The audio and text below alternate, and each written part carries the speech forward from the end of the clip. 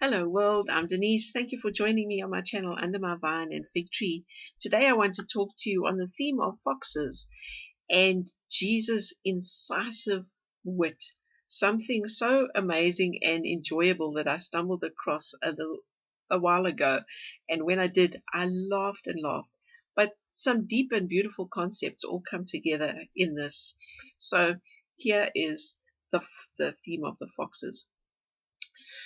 We begin in the Song of Songs, chapter 2, and I don't even pretend to understand the Song of Songs, but I want to look at the reference to the foxes, and that's in chapter 2, verses 14 and 15.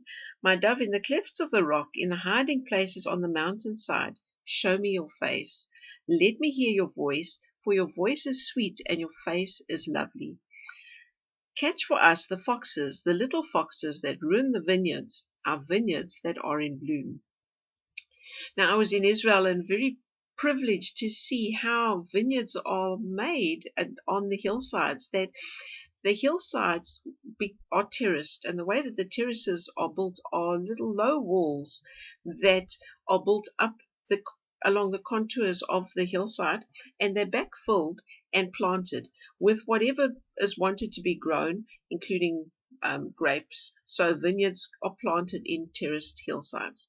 Okay, so with that picture in mind, let's hop along to Matthew chapter 8. Here we are. Matthew 8, verses 19 and 20. Then a teacher of the law came to him and said, Teacher, I will follow you wherever you go. Jesus replied, Foxes have holes, and the birds of the air have nests, but the Son of Man has no place to lay his head.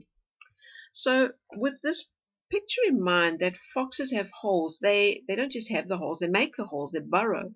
And so the concept of how would a fox damage a vineyard? By burrowing, especially if it's into that terrace, it would damage the integrity of the terrace and possibly cause a terrace or a wall to collapse, and that would be most undesirable in a vineyard.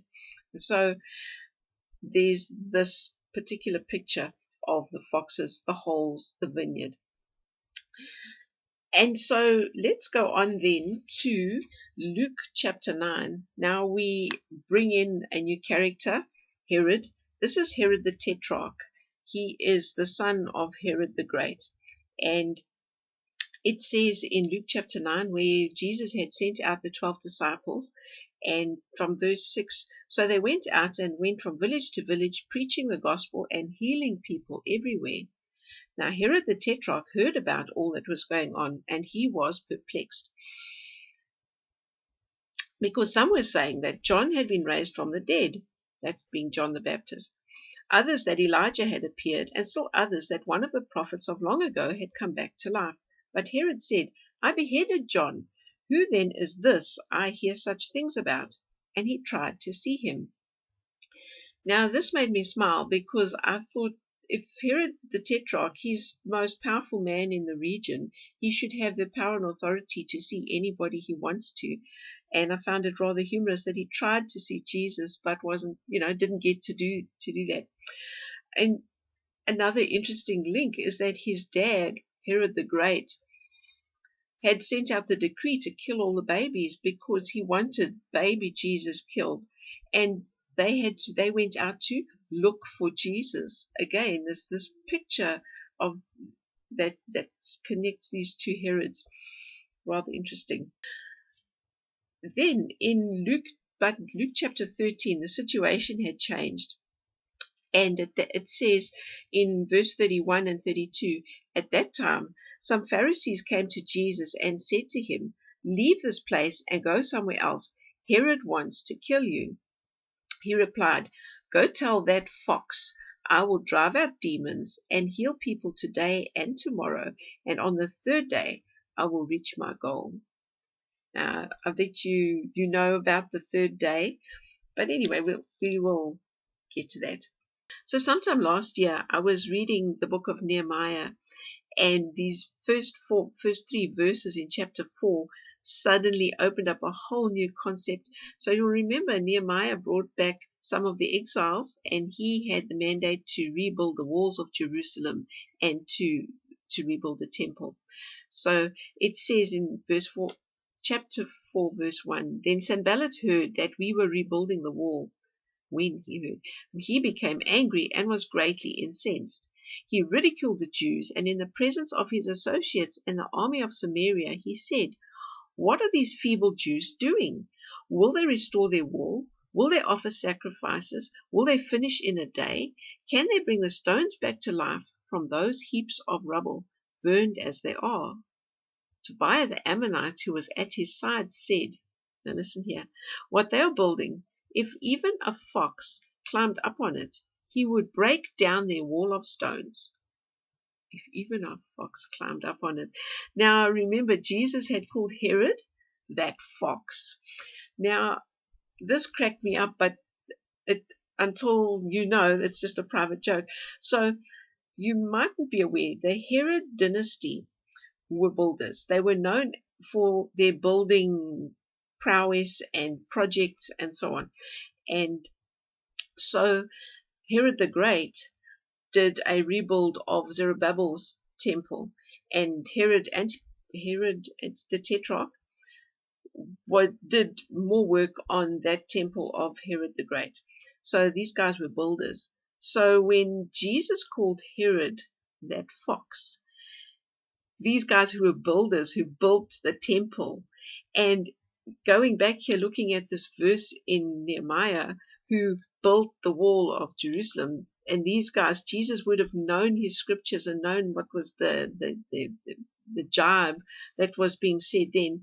What they are building, if even a fox climbed up on it, he would break down their wall of stones. I'm seeing that Jesus, when calling Herod a fox, was saying, your temple is the one that's going to fall down. It's going to be torn down. And of course it was. So this is what made me laugh and laugh and laugh.